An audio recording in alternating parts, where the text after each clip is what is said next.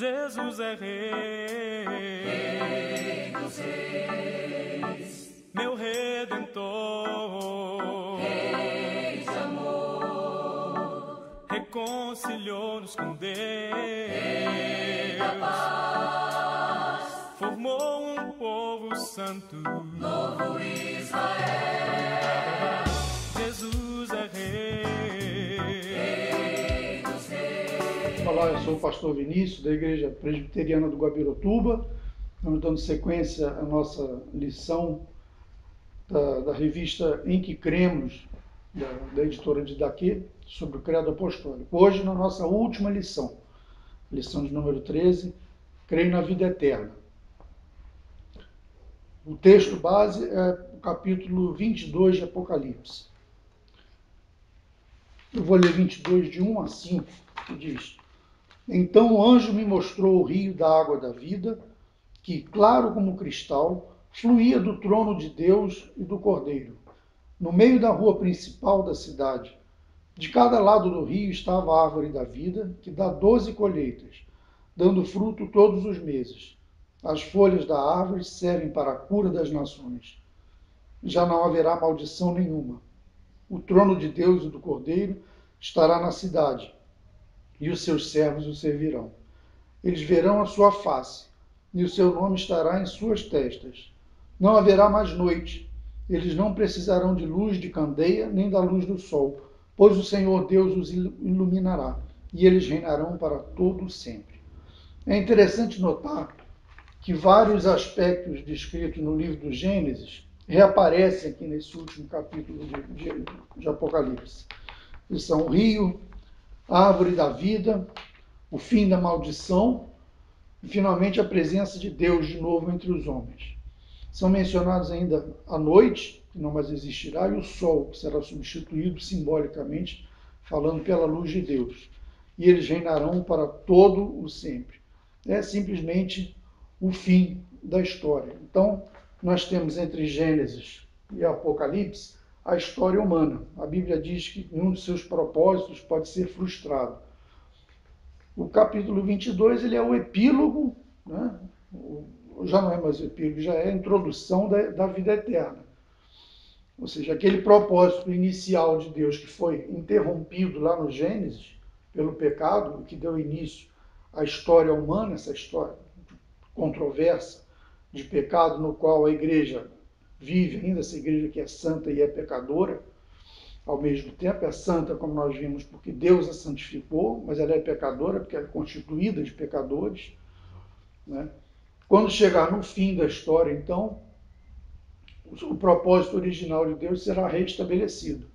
Então, assim como ele tinha criado um homem para ser perfeito, para viver na terra, encher a terra, fazer nações, tudo isso vai se cumprir. Como nós vimos, reaparecem lá os símbolos do Gênesis, né?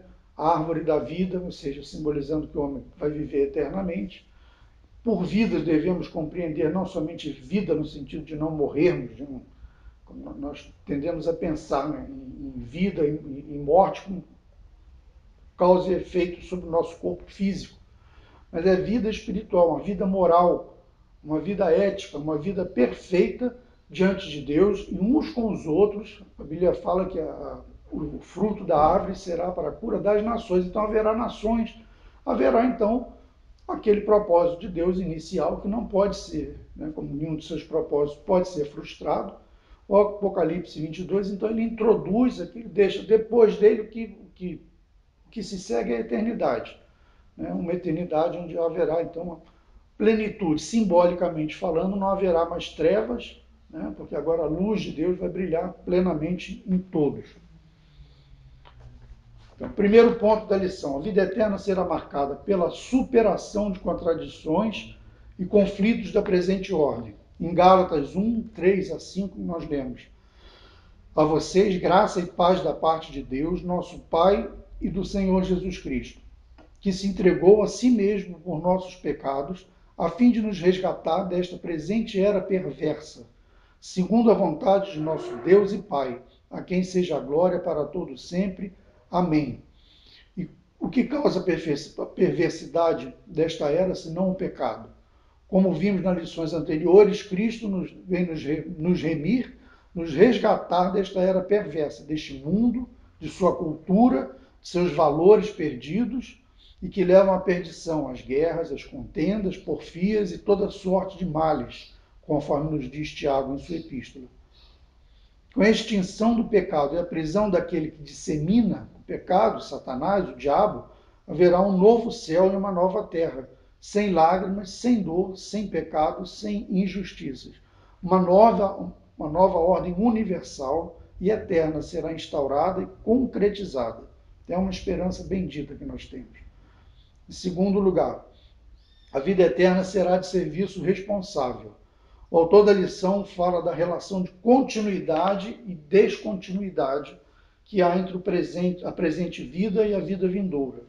Um texto que ilustra bem este ponto encontra-se em 1 Coríntios 13, e diz assim: ainda que eu fale a língua dos homens e dos anjos, se não tiver amor, serei como o sino que ressoa ou como o prato que retine.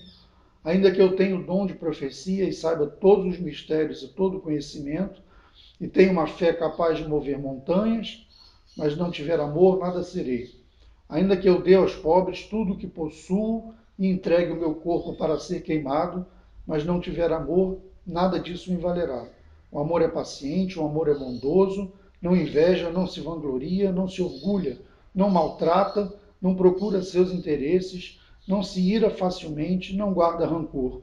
O amor não se alegra com a injustiça, mas se alegra com a verdade. Tudo sofre, tudo crê, tudo espera, tudo suporta. O amor nunca perece, mas as profecias desaparecerão. As línguas cessarão, o conhecimento passará, pois em parte conhecemos e em parte profetizamos. Quando, porém, vier o que é perfeito, o que é imperfeito desaparecerá. Quando eu era menino, falava como menino, pensava como menino e raciocinava como menino. Mas quando me tornei homem, deixei para trás as coisas de menino. Agora, pois, vemos apenas um reflexo obscuro, como em espelho, mas então veremos face a face.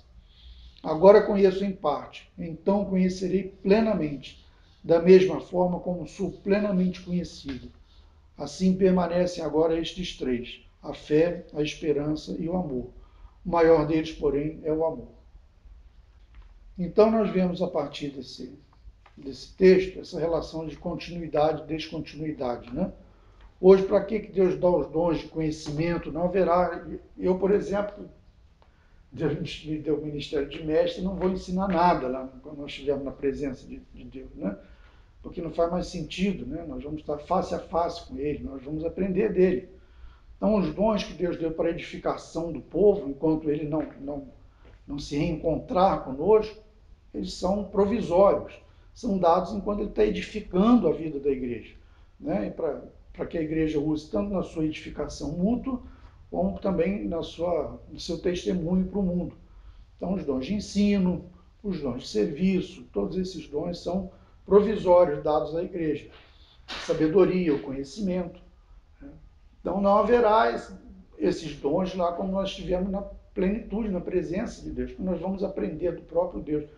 Não só vamos vê-lo face a face, como vamos ter um conhecimento interior, né, devido à nossa natureza que será transformada, teremos um corpo glorificado, não mais uma natureza pecaminosa, ou seja, definitivamente, completamente redimidos, teremos uma capacidade de compreensão muito diferente da que nós temos hoje. Não faz sentido vocês assistirem a aula com o professor Vinícius ou com qualquer outro professor lá, né? Nós vamos aprender do próprio mestre. Isso é uma das coisas dessa relação de continuidade e descontinuidade. O amor, então, como ele diz, ele não passará. Né? O amor, não haverá mais fé. Né? Como diz agora, restam três hoje, né? A fé, a esperança e o amor. Não haverá mais fé também, não haverá mais esperança, porque aquele que é esperado já terá chegado. Né? Haverá somente o amor. É o que nós vamos levar daqui para lá. Isso é uma das coisas que há nessa relação de continuidade e descontinuidade. Né? Não será também uma vida entediante, como alguns gostam de desenhar, que o redimido fica lá sentado numa nuvem, deitado numa nuvem. tocando uma harpinha, né? Não tem esse negócio, não. Vai ser uma vida intensa, uma vida plena. Né? Nós vamos. Não, nem olhos viram, nem ouvidos ouviram o que Deus preparou para nós, mas vai ser de uma adoração intensa, né? Vamos viver plenamente todas as nossas capacidades humanas. Né?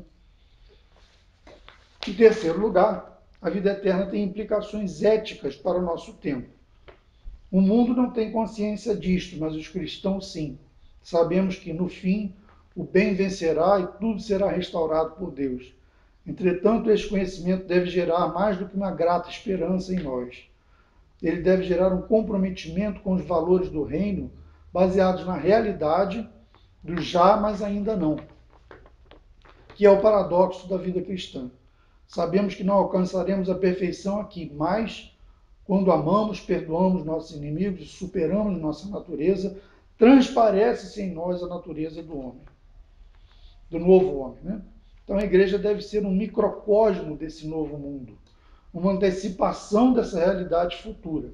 Assim como Cristo se transfigurou diante de Pedro, Tiago e João, conforme descrito no capítulo 17 de Mateus, assim a igreja deve transfigurar-se no mundo em que vive, antecipando a glória futura. A Santa Ceia é uma representação disso, dentre outras, de anunciar ao mundo esta realidade. Os pontos para discussão são os seguintes: em que sentido a certeza da vida eterna influencia as ações dos crentes? Um ponto interessantíssimo para discussão. Devemos formular a pergunta em termos pessoais. Como essa certeza influencia nossas vidas, nossas ações, nosso serviço cristão, nossa atuação na sociedade, na família e no mundo? Ela é apenas uma esperança passiva ou nos impele a sermos agentes transformadores da realidade que nos cerca? Né? Então, acho que esse seria um bom caminho para a discussão. Segundo ponto para a discussão: como o cristão deve se preparar para a vida eterna durante o tempo de sua peregrinação aqui neste mundo? Cabe aqui, sugiro eu, frisar bem a diferença entre o peregrino e o turista, o viajante. Né? O segundo, ele está a passeio, ele está descomprometido. Né? Já o peregrino, ele administra os seus bens de forma responsável, porque ele sabe que o seu destino final é mais importante do que a sua situação atual. Então, o turista é aquele que está passeando, está gastando dinheiro, não tem compromisso. O que ele está fazendo ali, ele está só a passeio. Nós não estamos a passeio aqui nesse mundo, nós somos peregrinos aqui. Saímos, deixamos, como por figura, o Egito, o mundo que ficou para trás de nós. Estamos caminhando agora no deserto em direção à Terra Prometida. Quem caminha nesse deserto aqui precisa ter um foco. Paulo diz que ele deixou para trás todas as coisas que não importavam mais, que não eram interessantes, e prosseguiu olhando para o alvo. Essa deve ser também o nosso objetivo de vida. Né? Em seguida, o autor levanta um ponto muito importante. Temos nos preparado para a vida eterna ou vivemos achando que já obtemos e que, portanto, podemos viver de maneira displicente e até irresponsável? A vida é uma caminhada. Como temos caminhado para o nosso destino eterno? Então, é muito importante aqui a gente, concluindo essa lição, lembrar dos paradoxos da vida cristã.